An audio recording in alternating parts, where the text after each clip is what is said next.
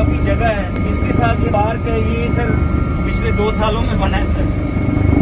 इसके कोने में एक और स्कूल है, ये देख रहे हैं आप, ये छोटा सा, ये एक आर्मी पब्लिक स्कूल है, हमने शुरू किया था। कंस्ट्रक्शन शुरू हुई है ना सर, आप देखें तो ऑलरेडी एक बिल्डिंग है, ये 50 बेडेड हॉस्पिटल है सर पीडीए का, वो वाला जी।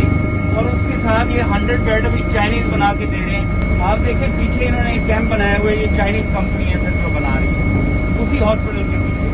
इसकी जो अगली फेज है उसमें एक नर्सिंग इंस्टीट्यूट है सर, और फिर सर 150 बेड्स और बनने हैं, तो 300 तक लेके जाएंगे eventually, and then they will make a medical college. So this is all Chinese but in phases.